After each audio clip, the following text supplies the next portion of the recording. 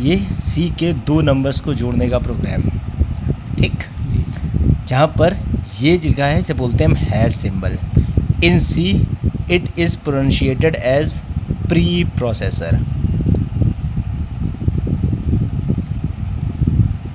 In C it is pronunciated as preprocessors.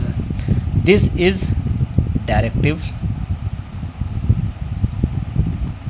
and this is header file, जहाँ पर हमें दो हेडर फाइल की ज़रूरत है, एक स्टैंडर्ड इनपुट आउटपुट, दूसरी standard console configuration input output dot H या फिर console input output dot H. ये this standard input output dot H, इसको भी मेंशन कर देता हूँ, standard input output dot header file. This is known as console input output dot header file. ये file लगाना मस्ट है। ये हमारी फ़ाइल के बगैर हम printf और scanf फंक्शन को यूज़ नहीं कर पाएंगे। इस फाइल के बगैर हम getch फंक्शन को यूज़ नहीं कर पाएंगे। ठीक सर, ये हमारा मेन एक फंक्शन है जिसके पहले अभी के लिए मान लेते हैं void लगाना मस्ट है। अगर void नहीं लगाएंगे तो हमको नीचे रिटर्न करना पड़ेगा।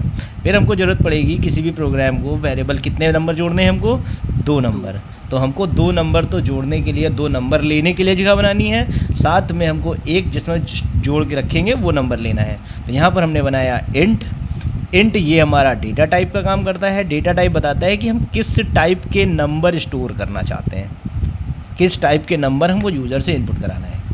ठीक, डेटा टाइप इंट कहता है कि विदाउट डेसिमल वाले नंबर। ये प्रोग्राम है जहाँ पर डेसिमल वाले नंबर नहीं ऐड होंगे, यहाँ पर केवल विदाउट डेसिमल वाले ना पूरे नंबर ऐड होंगे। तो हमने पूरे नंबर के लिए 2 वेरिएबल बना लिया, ए एंड बी। तीसरा एक वेरिएबल बनाया सी जिसमें हम सम जोड़ेंगे।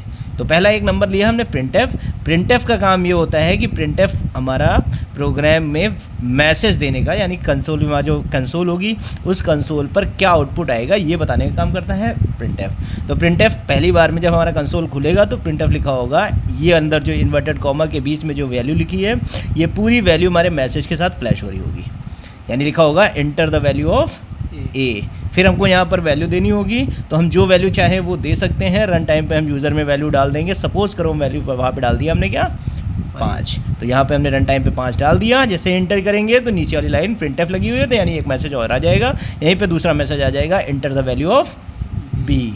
जैसे हम बी की वैल्यू देंगे, हमने मान लिया दे दिया 10, तो बी की वैल्यू हो जाएगी 10। जैसे ही ये दोनों लाइन खत्म होंगी यहाँ पर क्या आएगा, ए प्लस बी। इन दोनों को जोड़ के किस में रखना है, सी में। तो सी की वैल्यू हो जाएगी 5 + 10 यानी कि 15। अभी ये मैसेज सी में तो गया, प्रिंट नहीं हुआ। प्रिंट करने के लिए यानी कितना सम हुआ है ये देखने के लिए हमको वैल्यू प्रिंट करनी पड़ेगी। तो हमने मैसेज लिख रखा है the sum of A and B is percentile D. और 3 वैल्यू, इस वाली ए की वैल्यू यहाँ आएगी, इस वाले बी की वैल्यू इस वाले % डी की जगह, और सी वाले वैल्यू की जगह इस वाले की जगह पर।